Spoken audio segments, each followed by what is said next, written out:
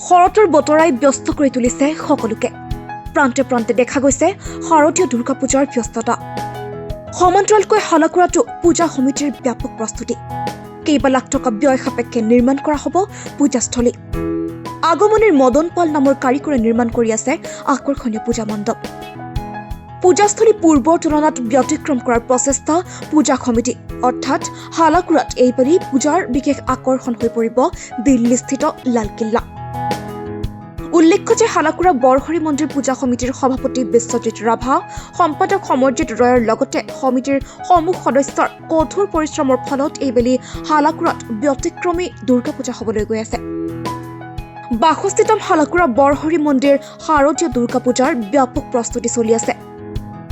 হালাকুৰা বৰহৰি মন্দিৰ প্ৰাংগণৰ দুৰ্গা পূজাৰ মণ্ডপৰ বুজ ল'বলৈ উপস্থিত হয় ধৰ্মশালা থানাৰ ভাৰপ্ৰাপ্ত আৰক্ষী বিষয়া তথা উক্ত পূজা সমিতিৰ উপদেষ্টা দীপজ্যোতি ইংটি লগতে উপস্থিত থাকে হালাকুৰা আৰক্ষী চকীৰ ভাৰপ্ৰাপ্ত বিষয়া আমিনুৰ ৰহমান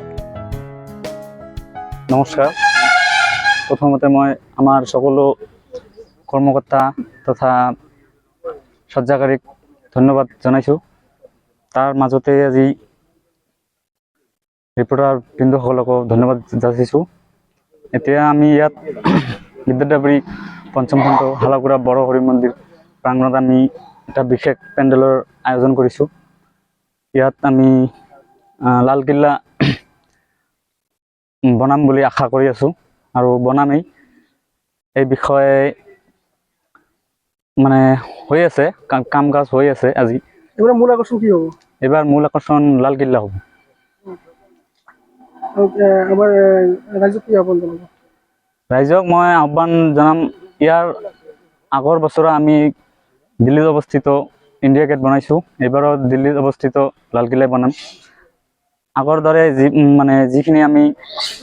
সহযোগিতা পাইছোঁ যাতে ৰাইজৰ এইবাৰো আমাক সহযোগিতা কৰে এইখিনিয়ে আজি ইয়াত আমি এই যে খুঁটা কাঢ়িলোঁ মানে যিটো পেণ্ডেল হ'ব লালকিল্লা কিহৰ পেণ্ডেল লালকিল্লা হ'ব মানে দিল্লীত যিটো আছে আমাৰ লালকিল্লা এইটো আমি ইয়াত মানে আকৰ্ষণ হিচাপে এইটো বনাম এইবেলি আৰু এইটো প্ৰস্তুতি চলি আছে আৰু আমাৰ এইটো বনাব আগমনীৰ মদন পাল নামৰ যি সজ্জাকাৰী ডেকৰেটৰ সি কৰিব মূল আকৰ্ষণ কি কি ধৰিব মূল আকৰ্ষণ আপাতত এইবিলাক ভবা নাই মানে এইটোৱে ভাবিছোঁ আৰু বিভিন্ন ধৰণৰ পাৰ্ক বা কিবা কিবি থাকিব এইবিলাক আমি পিছত সকলো সদস্য মিলি বুজা মিলা কৰি মানে সিদ্ধান্ত ল'ম কি বনাম যাৰ নাম বিদ্যাদেৱৰী পঞ্চম খণ্ড আৰু এইটো বিদ্যাদেৱৰী পঞ্চম খণ্ডৰ বৰহৰি মন্দিৰ গোলকগঞ্জৰ পৰা আজিনুৰ হোসেনৰ ৰিপৰ্ট এনি টক্স